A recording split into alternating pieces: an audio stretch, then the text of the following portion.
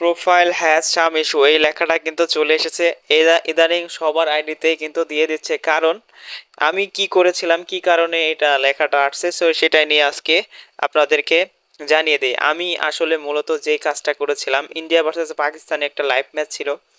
তো সেই লাইভ ম্যাচটা আসলে আমার আইডি থেকে আমি শেয়ার করে দেখাতে চেয়েছিলাম, কিন্তু এইটার কারণে কিন্তু আমি কপিরাইট স্ট্রাইক খেয়েছি। তখন আমি জানতাম না আসলে আপনারা যদি এরকম কন্টেন্ট করেন যে বাচ্চা পোলাপানের ছবি দেন বা ক্রিকেট খেলা আপনি লাইভ প্রচার করেন, তাহলে কিন্তু তারা আপনাকে এই সাম ইস্যুটা দিয়ে দিবে। সো এটা কিভাবে আপনারা রিমুভ করবেন সেটা নিয়ে আজকের বিস্তারিত আলোচনা করব। সো ফার্স্ট অফ অল আপনারা এখান থেকে একটা স্ক্রিনশট নিয়ে নেবেন।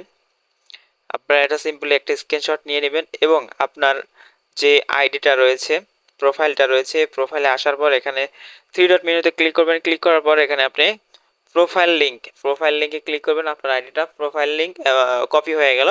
তো কপি যাওয়ার পর আপনার এখান থেকে চলে আসবেন আপনার আইডির সেটিংস অপশনে। আসার পর নিচে স্ক্রল ডাউন করবেন, এখানে দেখতে পাচ্ছেন হেল্প অ্যান্ড সাপোর্ট যে অপশনটা রয়েছে, এখানে সিম্পলি আপনারা ক্লিক করবেন। ক্লিক করে দেওয়ার পর এখানে দেখছেন রিপোর্ট এ প্রবলেম। সো গাইস, রিপোর্ট এ প্রবলেম এখানে আসার পর আপনারা নিচে আসবেন। এখানে দেখতে পাচ্ছেন যে continue to report A problem, continue করবেন সব সময়। এখানে দেখেন ক্রিয়েট ইন রিপোর্টিং হয়ে যাচ্ছে। আপনার এখান থেকে নিচে আসবেন, এখানে আসার পর আপনারা সিলেক্ট করে দিবেন। সিলেক্ট করে দেওয়ার পর এখানে নিচে আসবেন। আসার পর আসলে আপনার কোন কোন অপশনটায় প্রবলেম সেটা এখান থেকে সিলেক্ট করবেন। যেহেতু আমার প্রোফাইলের সমস্যা, তো আমি এখান থেকে প্রোফাইল সিলেক্ট করব। এখান থেকে আমি আগের থেকেই নোটিশ করে রাখা একটা অপশন রয়ে গেছে, সো সেটা আমি এখানে পেস্ট করে দিলাম। যেখানে এখানে যেমনটা লেখা আছে আপনার ঠিক সেরকম লেখাটাই এখানে দিয়ে দিবেন। এখানে দিয়ে দেওয়ার পর এখানে আপনার আইডির প্রোফাইল যে লিঙ্কটা রয়েছে সেই লিঙ্কটা এখানে দিয়ে দিবেন। এটা খুবই সহজ। হ্যাঁ, আপনার এখান থেকে আপনার আইডির প্রোফাইল যে লিঙ্কটা আছে, যেটা কপি করেছিলেন আপনার আইডিতে গিয়ে, ওটা এখানে পেস্ট করে দেবেন।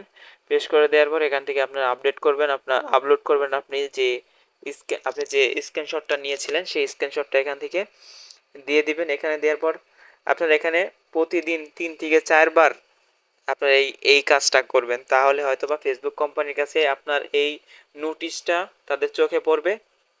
তারা চাইলে আপনাকে আপনার আইডি যে ইস্যুটা রয়েছে সেটা ডিলিট করে দিতে পারে।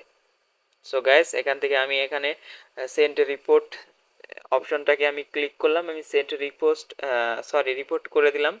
সো রিপোর্ট করে দেওয়ার পর এখানে দেখতে পাচ্ছেন একটা নোটিফিকেশন আসবে, এর মাধ্যমে তারা জানিয়ে দেবে থ্যাংক জানিয়েছে। তো এটা থেকে আমরা নোটিফিকেশন পেয়ে যাব যদি এটা উঠে যায়। সো ভিডিওটা কেমন লেগেছে অবশ্যই জানাবেন। আর যদি এই ধরনের ভিডিও পেতে আমাদের পেজটিকে ফলো দিয়ে রাখেন।